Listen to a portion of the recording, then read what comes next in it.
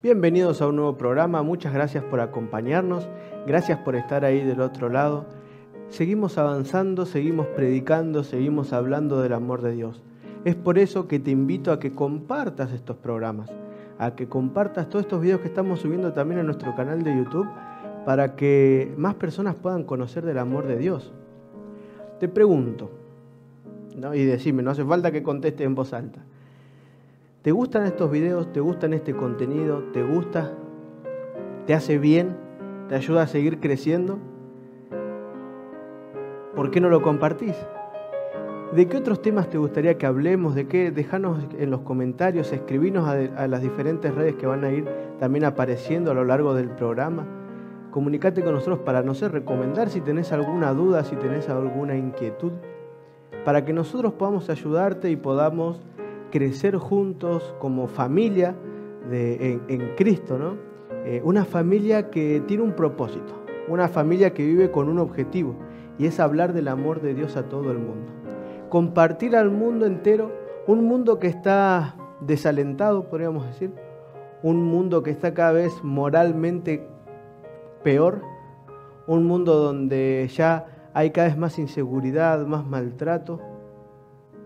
Es momento de compartir el Evangelio eterno. Es momento de compartir el Evangelio y es lo que Dios quiere para cada uno de nosotros. Justo como es el título del programa de hoy. Ahora, ¿cuál es el Evangelio que hay que predicar? Y creo que si tuviéramos que definirlo en una sola oración o en una sola frase sería: en Cristo hay salvación. Si tenemos que hablar de algo es que en Cristo podemos ser libres. En Cristo podemos obtener la vida eterna. En Cristo podemos crecer, mejorar y vivir una vida con un futuro brillante, no con ese futuro opaco y quizás muchas veces doloroso que creemos que tenemos por delante. Pero no van a ser lo que diga yo, sino lo que dice la palabra de Dios. Si no tenés tu Biblia ahí, te invito a que la vayas a buscar. Y si no tenés Biblia y te gustaría tener una en papel, escribinos y nosotros te podemos hacer llegar una hasta tu casa. Para empezar vamos a leer 1 Corintios, una de las cartas que escribe el apóstol Pablo, el capítulo 15. Vamos a leer del versículo 1 al 4. Y dice lo siguiente: además os declaro, hermanos, el evangelio que os he predicado, el cual también recibisteis, en el cual también perseveráis, por el cual asimismo, si retenéis la palabra que os he predicado, sois salvos, si no creísteis en vano. Porque primeramente os he enseñado lo que asimismo recibí, que Cristo murió por nuestros pecados, conforme a las Escrituras, y que fue sepultado, y que resucitó al tercer día, conforme a las Escrituras. ¿Y por qué Pablo le habla a los corintios de este tema? Saben, en la iglesia de Corinto teníamos dos realidades. Por un lado estaban aquellos que venían de ascendencia judía, pero por otro lado también los que venían de ascendencia griega. Era algo común en todas las iglesias de esa época tener estas clases de personas con estos pensamientos, y cada uno, seamos realistas, dependiendo en el contexto, en la iglesia en la que te criaste, en las creencias que tenían tus padres, es como concebimos el Evangelio. Es también como concebimos el mundo, los valores. Y en los corintios no era una excepción, y generalmente los judíos, podríamos decir, tenían una concepción media errada de lo que era el Mesías, por ejemplo, y también un tema en la resurrección. Por eso Pablo acá describe la resurrección. La resurrección era un tema vital. No todos los judíos creían en la resurrección. Por ejemplo, los saduceos. Los saduceos, que eran profesionales de la ley, negaban que existiera la resurrección. En el Antiguo Testamento, que es donde ellos se basan, hay pocos versículos que hablan de la resurrección. No es que no se habla, pero quizás ellos le ponían más énfasis a otras cosas. Quizás ellos hablaban más de lo que era el Seol, que la muerte era un lugar tranquilo, sombrío, oscuro, donde no había conciencia. Ellos creían en la muerte como algo que no tenía conciencia, un lugar así. Nosotros en la Biblia ya hablamos, ya estudiamos de este tema y qué significaba. Por otro lado tenemos a los griegos, que los griegos, al contrario que los judíos, si bien tenían los dos una interpretación errada, creían que la muerte era algo espantoso. Ellos le temían a la muerte, que era un lugar desolado, quizás donde iban a tener que pasar pruebas. Y Pablo trata de convencer a estos dos grupos de que hay algo mejor. Dice que el evangelio que os he predicado y en el que perseveran. ¿Y cuál es el evangelio? El evangelio tiene que ver con una buena noticia. El evangelio tiene que ver con una buena nueva. Y el evangelio es Cristo. Cristo tiene que ser el centro de nuestra predicación. Cristo tiene que ser el centro de nuestra vida. Porque dice, fíjense que retenéis la palabra que os he predicado, porque primeramente os he enseñado lo que asimismo recibí. Y fíjense algo interesante e importante. Pablo vio a Jesús en esta tierra como el Mesías. Y podríamos decir que en cuanto a la edad, seguramente que sí. Pero ¿cuándo es la conexión real que tiene Pablo con Dios? Cuando se le aparece en el camino y es tirado al suelo y ya sabemos la historia. Hasta ese momento, Pablo había visto a Jesús, había escuchado de la muerte y seguramente había escuchado de la resurrección. Pero hasta ese momento no había tenido un encuentro personal con Cristo. Hasta ese momento solamente había escuchado, pero de oídos para afuera.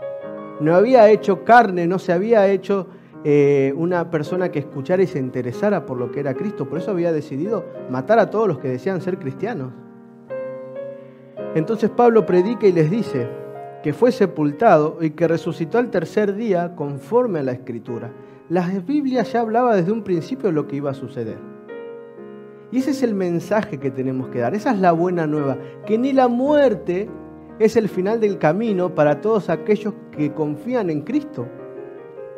Que Cristo tiene el poder, a través de su muerte y su resurrección, de darnos una nueva oportunidad, una nueva vida. No hay límites para la gracia. Los límites se los ponemos nosotros. Recibir la buena noticia, recibir la buena nueva, el nuevo evangelio eterno, tiene que ver con un mensaje de esperanza.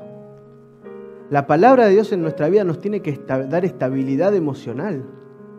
Tenemos que acomodar nuestra vida, nuestra mente, nuestra familia. Para eso es, para darnos un mejor estilo de vida. Entender de que en Cristo siempre hay una buena nueva oportunidad. Fíjense si no lo que le dice a los romanos.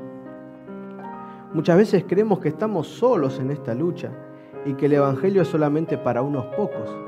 Pero en Romanos, el capítulo 3, el versículo 24 al 26 dice lo siguiente: siendo justificados gratuitamente por su gracia, mediante la redención que es en Cristo Jesús, a quien Dios puso como propiciación por medio de la fe en su sangre, para manifestar su justicia a causa de haber pasado por alto en su paciencia los pecados pasados, con la mira de manifestar en este tiempo su justicia, a fin de que Él sea justo y el que justifica al que es de la fe de Jesús.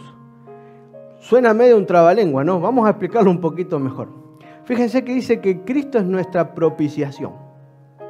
Quiere decir, Cristo es nuestro sustituto. Cristo es quien entregó su vida en favor nuestro.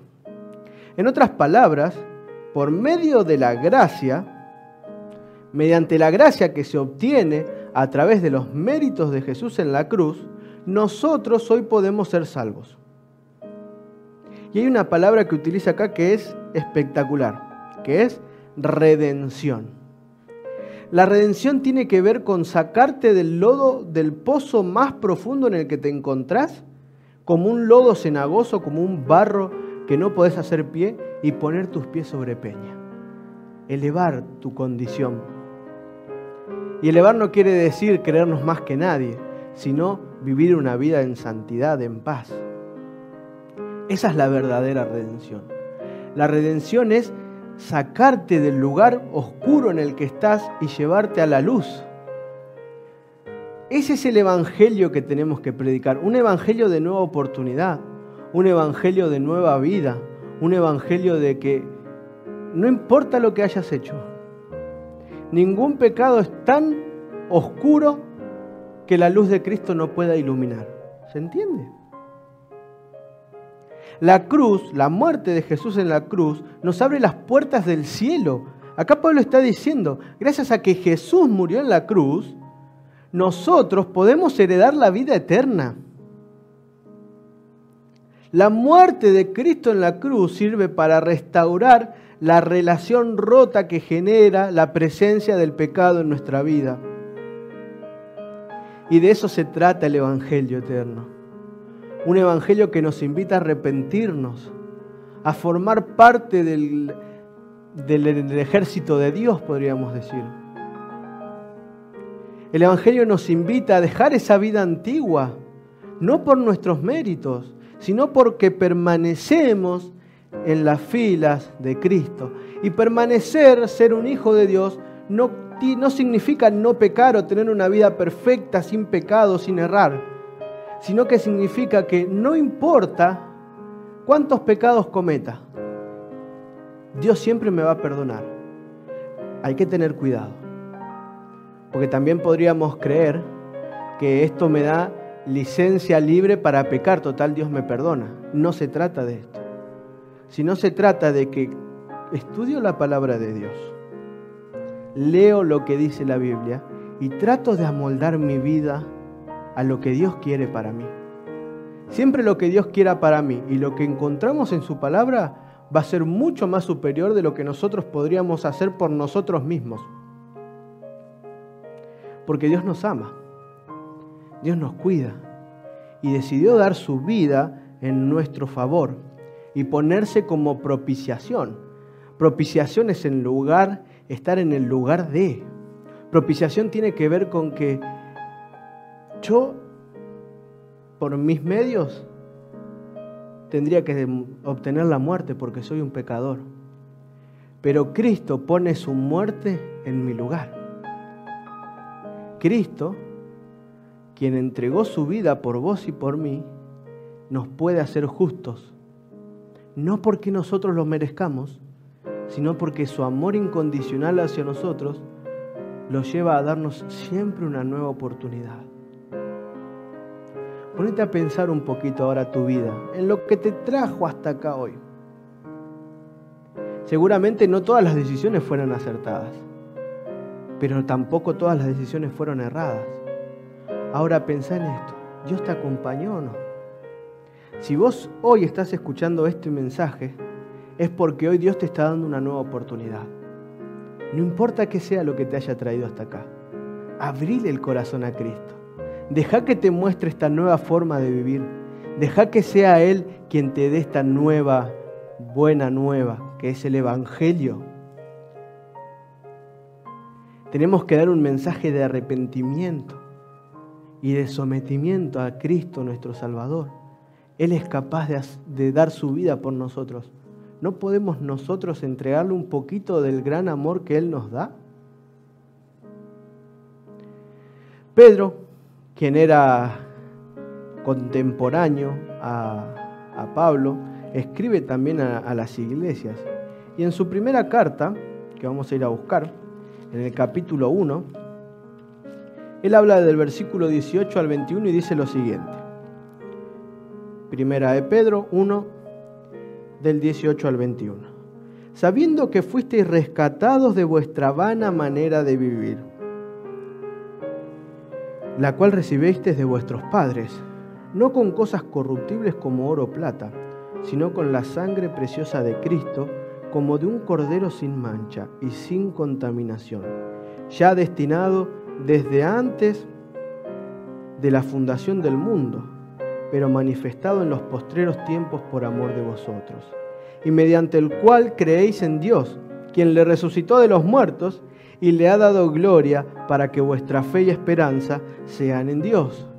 Fíjense que todos los mensajes que estamos leyendo hablan y terminan con lo mismo, con la resurrección de Cristo. Quiere decir que el evangelio que predicamos tiene que traer vida a las personas, esperanza a las personas. Y fíjense qué lindo entender de que Dios es nuestro libertador, porque Él nos rescata. Él te rescata del pecado ese que te tiene amarrado, de esa vida que no te trae felicidad, sino más que angustia y dolor. Él quiere sacarte de ahí. Él quiere enseñarte cuál es el verdadero camino que Él quiere que tengamos.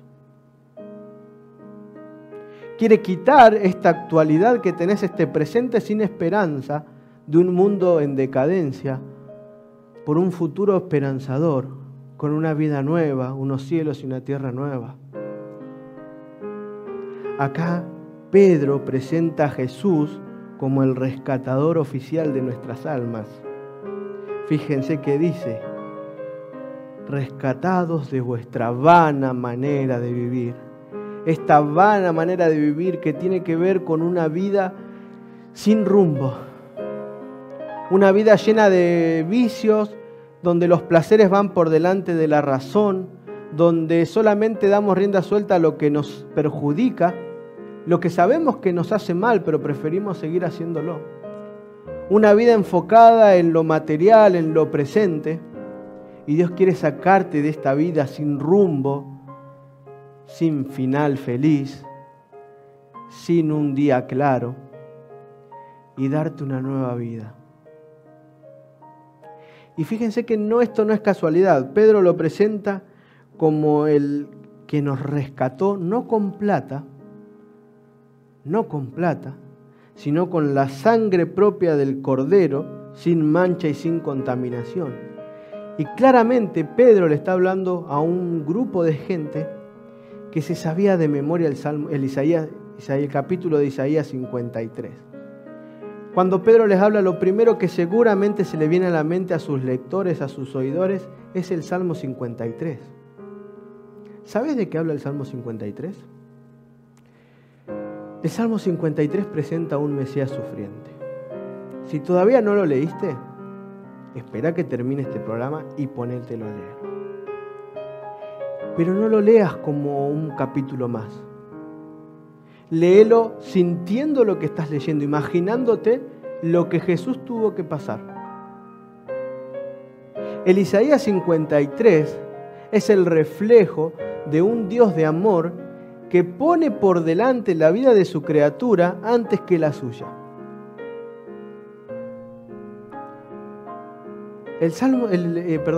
Isaías 53 pone en vidriera a un Jesús que le puso por delante tu vida antes que la de Él. Un Dios que no le importó dejar todo lo que tenía en el cielo para venir y morir en tu favor. Un Jesús que cargó con tus pecados. Un Jesús que cargó con tus problemas. Un Jesús que se puso al hombro tu triste vida para darte la oportunidad de que tengas una nueva vida, para darte una nueva oportunidad, para que el fin no sea la muerte que tendríamos que pagar por consecuencia del pecado. Antes de que vos nacieras, Jesús ya había planificado la manera de redimirte. Antes de que vos cometieras todas estas faltas que venís cometiendo una tras otra, y yo también, porque somos todos humanos y pecadores, Dios ya había trazado el plan de salvación. Dios ya nos había dado una nueva oportunidad antes de que naciéramos. Díganme si eso no es amor puro. Dios ya pensó en cómo restaurar una relación que todavía el pecado no había roto. Era tanto el amor que Dios, sabiendo lo que iba a suceder, decidió crear al hombre igual. ¿Te das cuenta esta magnitud de amor? Nunca la vamos a entender porque nunca podemos sentir esta clase de amor. Entonces a este pensamiento judío, de este Mesías sufriente, de este Jesús que murió, le agrega el extra que le faltaba al Isaías 53. En el plan de la salvación no terminaba con la muerte de Cristo. Va un poquito más allá. Y mediante el cual creéis en Dios, quien le resucitó de los muertos. En Cristo hay vida nueva. En Cristo hay nueva oportunidad. En Cristo tenemos la esperanza de un futuro mejor. Y eso es lo que tenemos que hacer. ¿Por qué dormimos? ¿Por qué no nos desesperamos por compartir este mensaje? ¿Por qué no hablamos a todo el mundo esta buena nueva? Este es el Evangelio con que tenemos que amonestar a las naciones, tribu, lengua. Y no lo digo yo. Lo dice Jesús, está escrito en su palabra. Si no, fíjense, vamos a Mateo 28. Mateo capítulo 28, el versículo, voy a leer 19 y 20, que dicen lo siguiente. Por tanto, id y haced discípulos a todas las naciones, bautizándolos en el nombre del Padre, del Hijo y del Espíritu Santo, enseñándoles que guarden todas las cosas que os he mandado. Y he aquí yo estoy con vosotros todos los días hasta el fin del mundo. Amén. Jesús nos invita a ir. Fíjense que la Trinidad se pone de nuestro lado cuando vamos. Cristo promete estar a nuestro lado, pero hay una condición: ir, predicar, bautizar, enseñar. Predicar el Evangelio no llega hasta el bautismo solamente, va más allá. Predicar del Evangelio tiene que ver con enseñar una nueva forma de vivir. Hacer discípulos tiene que ver con que tengo que darle al otro la oportunidad de ser semejante a Cristo a través de la predicación. Puede ser predicación hablada o hasta con el mismo ejemplo. Será dado testimonio a todo el mundo, dice. Y fíjense que nos invita a ir. Y Jesús está hablando acá antes de irse. Y la condición es ir, y cuando hayamos ido, vendrá el fin del mundo. Eso quiere decir que no es que hay un tiempo limitado para trabajar. No es que, bueno, yo trabajo 10, 20 años para Dios y ya con eso alcanza, me retiro. El predicar del amor de Cristo no tiene jubilación. El predicar del amor de Dios no caduca en nuestra vida. Tenemos que hacerlo hasta que Cristo venga o Él nos llame al descanso. Fíjense que en Apocalipsis 14 se repite el mismo concepto. Vamos, el mensaje de los 3 ángeles, que ya lo leímos muchas veces, pero solamente vamos a leer el versículo 6, que dice: vi volar en medio del cielo a otro ángel que tenía el Evangelio eterno para predicarlo a los moradores de la tierra, a toda tribu, nación, lengua y pueblo. ¿Qué estás haciendo por Cristo? Predicar del Evangelio, predicar este mensaje, destruye todas las barreras de raza, nacionalidad, sociedad, económicas, culturales. Tener fe en Cristo exige un crecimiento constante. Cristo promete acompañarnos, ¿no? Pero ¿cómo nos va a acompañar si nosotros no decidimos ir? Esta gran comisión de predicar se puede considerar como la razón básica del trabajo misionero que encontramos en la iglesia. Si no predicamos, es como no existir. ¿Por qué dudamos del amor de Cristo, que Él nos puede dar una oportunidad nueva? ¿Y por qué no trabajamos en su favor? Cristo te está invitando en este momento a que demos a conocer este mensaje de amonestación, este mensaje de que Cristo pronto va a volver. ¿Cuán pronto? No lo podemos decir, pero sí sabemos que es pronto. Porque para el Señor, un día son como 1000 años y 1000 años como un día. Pero ¿qué vas a hacer en tu vida? ¿vas a trabajar para Dios o no? Dios promete acompañarnos, pero hay una condición: ir. Ir y contar esta buena nueva. Ir y hablar de esta nueva oportunidad. Ir y hablar de que en Cristo hay vida y vida eterna. ¿No lo vas a hacer?